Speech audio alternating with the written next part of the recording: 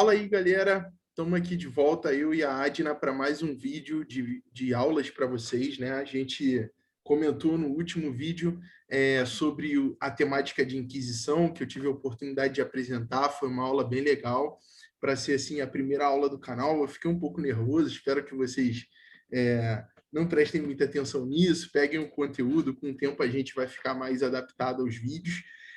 E a gente vai estar trazendo aqui hoje para vocês uma temática bem interessante, é um recorte da história do Brasil. A Adna Gomes vai estar apresentando para a gente uma temática que se refere à Revolução de 30. É um recorte importante da história do Brasil que está conectado a todo o evento que ocorre, né, na história mundial acerca da crise de 29, os desdobramentos, a Revolução de 30 acaba sendo um desdobramento aqui no Brasil também, a gente vai ver esses pontos hoje.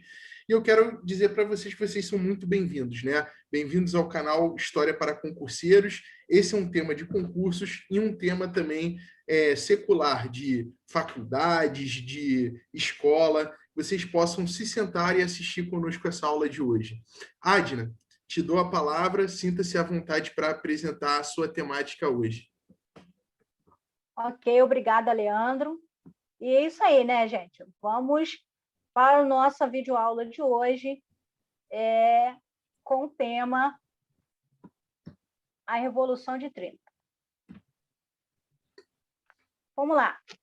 Pois bem, Leandro, a Revolução de 1930 representa o quê? Representa o fim da República, o fim da Primeira República, corrigindo aqui, o fim da Primeira República. Gente, a Primeira República é aquela que vem desde de Deodoro da Fonseca, né? Lá com o fim do Império e a proclamação da República. Pois bem,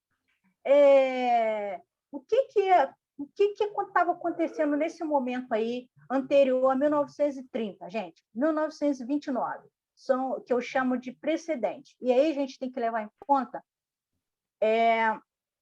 os aspectos desse evento, né? E por isso eu vou falar sobre os precedentes da Revolução de 1930. Pois bem, naquele momento nós tínhamos o quê? A política da República do Café com Leite, mais conhecida também como, que pode ser, né, vamos assim dizer, a República das Oligarquias do Sudeste, as oligarquias das elites civis, as oligarquias da elite agrária ou pecuária de Minas Gerais e a elite cafeeira de São Paulo, né? Bom, vocês devem estar perguntando, poxa, mas como assim elite de Minas Gerais e elite de São Paulo? Agrária, pecuária e cafeeira de São Paulo. Gente, aquele momento, já há um tempinho, havia uma alternância na presidência, que era entre Minas, ora Minas Gerais, ora São Paulo. Né? Então, vinha nessa batida. Uma hora era o presidente de Minas, outra hora era o presidente de São Paulo. Ou seja, acabou sendo um acordo que aí a história, né, se colocou o nome de café com leite, porque eram os produtores de café em São Paulo, né, lá no Vale do Café, e os produtores de leite, né, lá de Minas Gerais. Então, acabou tendo esse nome aí popularmente como política do café com leite. Mas aí o que aconteceu para que chegasse lá a revolta de 30 e a ruptura desse sistema? Foi que o presidente da ocasião, em 1929, o Washington Luiz, ele simplesmente lançou a candidatura de um paulista, que era o deputado Júlio Prestes, né? Que era para lançar, ele sendo paulista, né? O Washington Luiz era um paulista, ele tinha que lançar a candidatura com apoio lá de Minas Gerais, de um candidato de Minas Gerais, né? E aí, com essa postura dele, houve o quê? A quebra desse pacto, a quebra desse acordo, né? Que nós chamamos de ruptura entre as elites oligárquicas. Né? Então, essa elite do Sudeste, ela vai o quê? Vai ter uma quebra, uma ruptura no seu pacto, nos seus acordos, na alternância ali do poder do executivo do governo federal, né? Bom, e aí o que os mineiros vão fazer em detrimento disso? Eles, logicamente, eles vão ficar descontentes, porque seria a vez deles ter o candidato deles, vão ficar descontentes, e aí, sabendo que havia, por todo o país, nos estados, né, nas outras regiões, já havia descontentamento pelos políticos de lá, por conta desse sistema que vinha há muito tempo, né, só o poder lá das elites do Sudeste. Então, eles já estavam em descontentamento, né, também querendo participar da eleição para presidente, né? Então, os mineiros se unem aos gaúchos, né, lá do Rio Grande do Sul, e formam a Aliança Liberal, né? E numa ideia de lançar um candidato gaúcho, ou seja, os mineiros vão lançar um candidato gaúcho para provocar ali realmente botar uma pimentinha, né, lá na candidatura do Washington Luiz. Então, fazer o atrito realmente. E aí eles vão costurar, vamos assim dizer, costurar a candidatura de um gaúcho que vai ser quem? Nada mais, nada menos que Getúlio Vargas. Que eu não vou entrar no mérito aqui nessa videoaula, gente, de falar da personagem do Getúlio Vargas, tá? O objetivo é falar desse movimento aí, que foi a ruptura da República, da Primeira República, tá, gente? E aí eu vou abrir um parênteses aqui para explicar que eu estou falando tanto aqui em oligarquias, né, em elites e tal, e o conceito de oligarquia, gente. Às vezes pode ter alguém que não entenda muito bem como funciona isso. Pois bem, as oligarquias nada mais é do que o governo de poucos, pertencente a uma classe ou uma família. Então, assim, uma família que perpetua por longos períodos num governo municipal, vamos assim dizer. Não querendo aqui fazer uma comparação, mas não é esse o objetivo. É só para ficar bem claro que seria oligarquia. Então, o governo de poucas pessoas que são de uma classe ou são de uma família. E era o que estava acontecendo há muito tempo, até esse momento aí dessa ruptura, que eram as oligarquias locais da região de São Paulo e da região de Minas Gerais, que ficava ali alternando a presidência do Brasil. Pois bem, dando continuidade. E aí, retomando lá sobre a formação do apoio dos mineiros com os gaúchos, eles vão formar nada mais, nada menos que a Aliança Liberal, né? Essa Aliança Liberal, ela vai agradar a várias classes dominantes regionais, né? Então, assim, diferente da classe, vamos assim dizer, dos produtores do café, ou seja, outro tipo de classe dominante.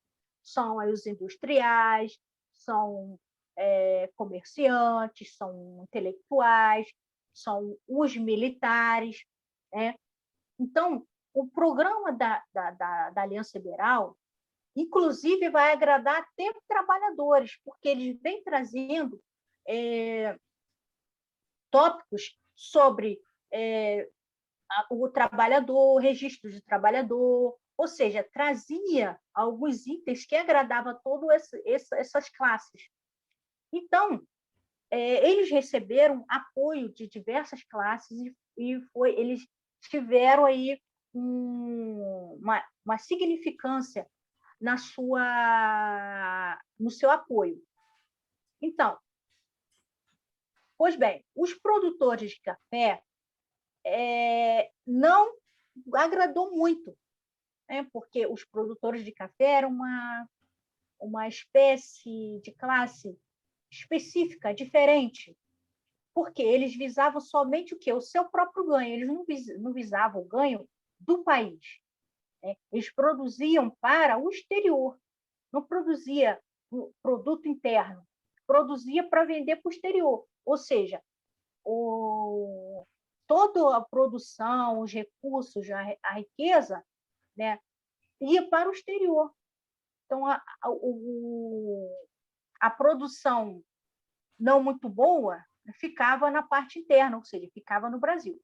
Então, sendo que a Aliança Liberal trazia pautas que desagradavam a eles, né? Algumas coisas desagradavam a eles. Pois bem, seguindo em frente aí. E aí vamos falar, para poder entender melhor essa formação dessa Aliança Liberal, agrada a quem, desagrada a quem, a gente vai entender o cenário. Pois bem, qual era o cenário, gente? 1929, né? A campanha eleitoral ali, tá? Todo vapor. Washington Luiz já tinha feito o lançamento da candidatura de um paulista, ele sendo paulista, o Washington Luiz sendo paulista, lançou a candidatura de um paulista, que era Júlio Prestes, né? Havia aí a crise mundial em detrimento da queda da Bolsa de Valores de Nova York. Com isso, vai atingir bem cheio, né, os produtores de café, porque eles vão ficar com a safra encalhada, vamos assim dizer, né? A safra muito em alta e sem mercado para eles poder vender, tendo em vista que a sua produção era quase que total para o exterior. Se o exterior, né, tem uma crise mundial, em detrimento da queda de bolsa de valores, a economia caiu e não tinha mercado para eles venderem, eles vão ficar o quê? Com a safra encalhada, grosso modo aqui falando.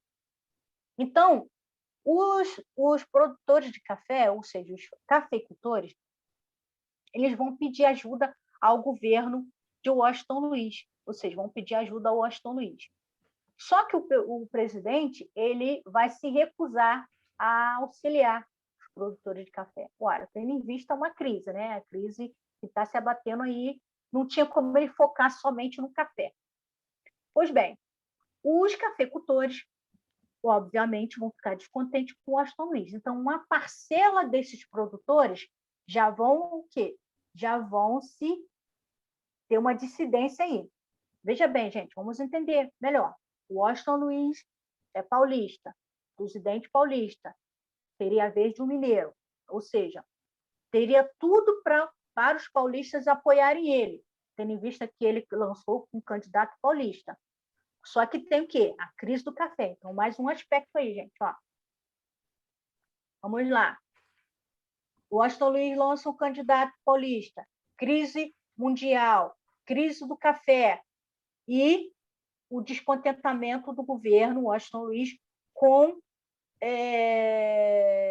o descontentamento do governo dele, né, dos cafeicultores para com ele. Né? Então, tem aí vários aspectos que vão ser condições favoráveis para essa revolução. Pois bem, os cafeicultores vão realizar um congresso, né, e nesse congresso eles atacam o governo.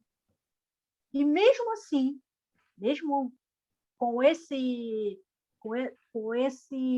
não atendimento de Washington Luiz aos cafeicultores, mesmo eles atacando o governo, mesmo assim, eles não vão ainda romper com o governo de Washington Luiz, tá? Bom, e aí tem mais um outro aspecto, que é o aspecto da oposição que se formou, que é a Aliança Liberal, formado pelos gaúchos, ou seja, os gaúchos entram em cena aí, tá? Como mais uma, como assim dizer, um obstáculo para o Washington Luiz. Pois bem, dando continuidade. Mesmo com tudo isso, né, embora esses aspectos aí, o descontentamento dos cafeicultores, uma parcela com o governo, mesmo assim, o Júlio Prestes vence a eleição em 1º de março de 1930, e a gente já está o quê? No cenário de 1930. Pois bem, uma parcela da oposição da Aliança Liberal não ficou satisfeita com o resultado dessa eleição. E aí que vai provocar o descontentamento geral por vários estados, e que dá o quê? É o estopim da Revolução.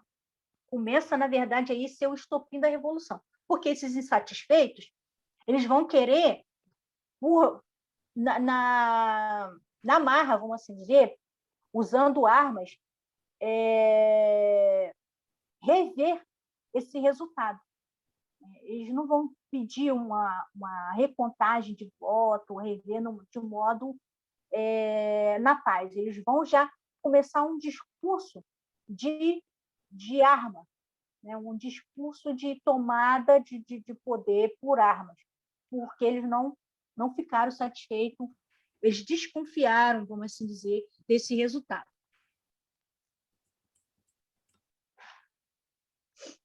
Pois bem, e aí a gente vai pensar quem era essa oposição, né, que vai ficar descontente dentro da Aliança Liberal. E aí eu vou apresentar para vocês aqui alguns aspectos. A oposição lançou a candidatura de Getúlio Vargas, o gaúcho Getúlio Vargas, à presidência, e João Pessoa a vice-presidente, para vocês entenderem aí os próximos capítulos, vamos assim dizer. Então, nessa dinâmica, havia dois partidos. O partido PD, que é o Partido Democrático, e o PRP, que é o Partido Progressista. Na campanha, Getúlio Vargas, como eu já falei anteriormente, ele recebeu o apoio dos democráticos paulistas e uma parte dos PRPistas de Minas Gerais, e uma parte dos PRPistas apoiaram Júlio Prestes.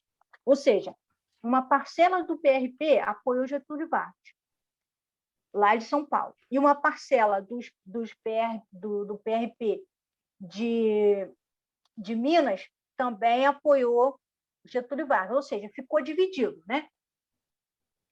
E aí, próximo slide aí, o Leandro, por favor.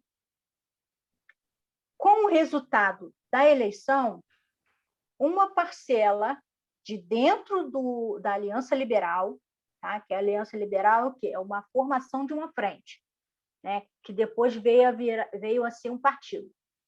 Essa parcela, descontente, querendo retomar e rever o resultado dessa eleição, era formada por um novo quadro de políticos, que eram jovens.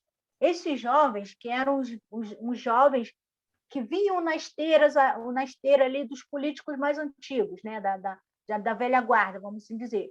E aí está representado Getúlio Vargas, Oswaldo Aranha, Flores da Cunha. Então, essa galera aí, eles eram jovens estudantes de direito, de engenharia, e vinham se interessando pela política, né? Já estava dentro do quadro político, já era uma formação nova. Então, eles, insatisfeitos, vão ser a parte mais quente da insatisfação, porque o da velha guarda meio que não aceitou de modo democrático, vamos assim dizer, o resultado da eleição de Júlio Prestes, mas essa outra parcela aí dos jovens não satisfeitos, né? E aí, qual foi na verdade, assim, o estopim para ter a revolta e culminar com a retirada de Washington Luiz?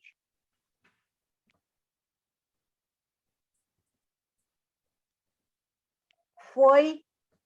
Pode passar, eu já expliquei isso.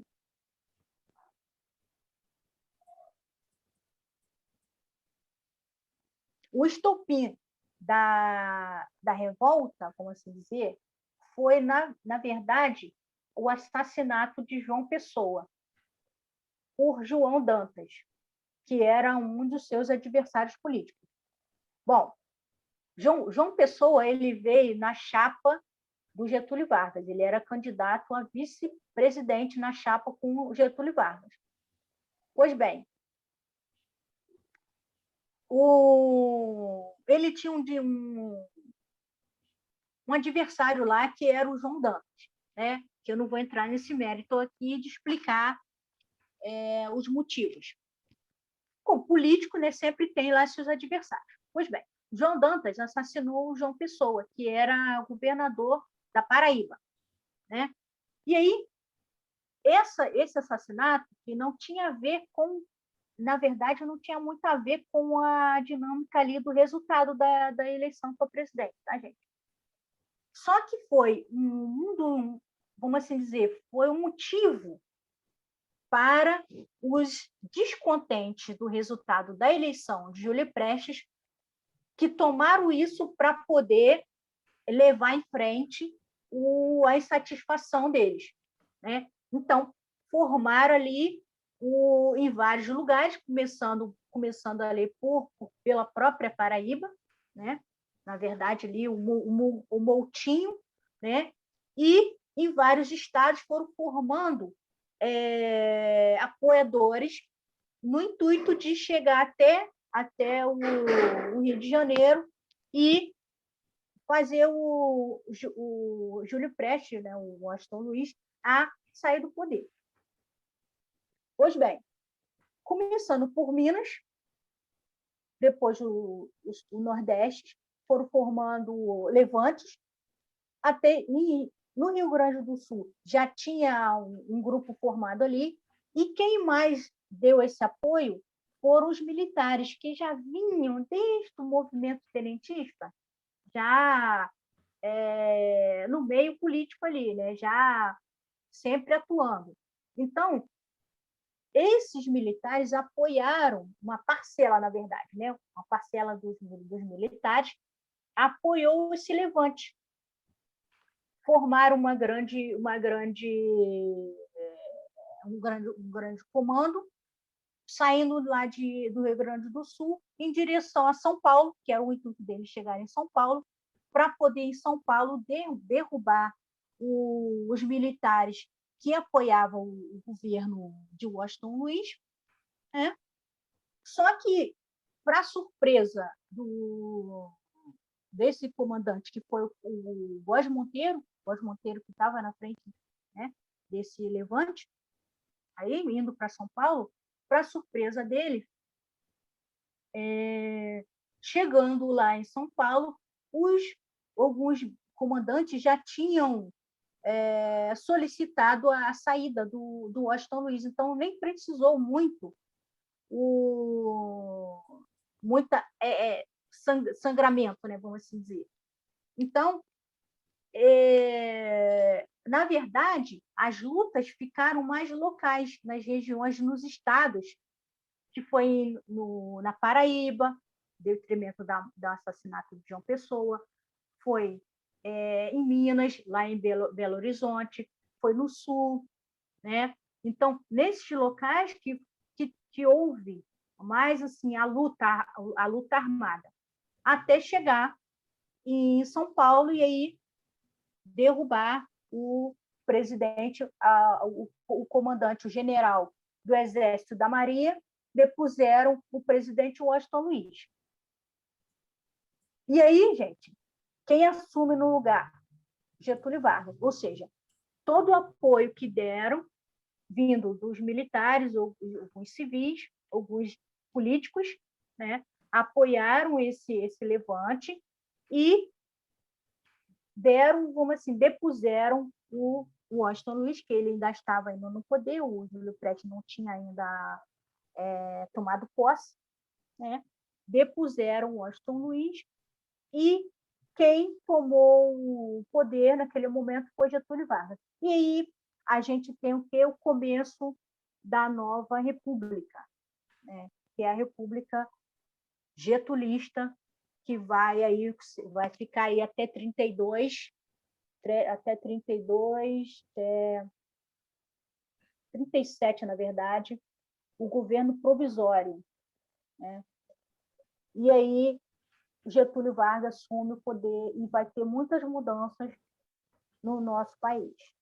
E aí, essa videoaula a gente termina por aqui, com um gostinho de quero mais. O próximo videoaula eu posso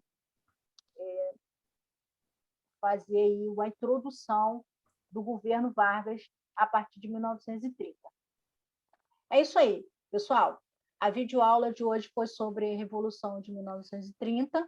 Alguns aspectos que eu trouxe, os aspectos mais essenciais, alguns aspectos que são muito pedidos em concurso, né? Logicamente que a dinâmica não é só isso, tem muito mais coisa, tem atores aí envolvidos que são importantes, mas os aspectos mais importantes, vamos assim dizer, relevantes para concurso, tá?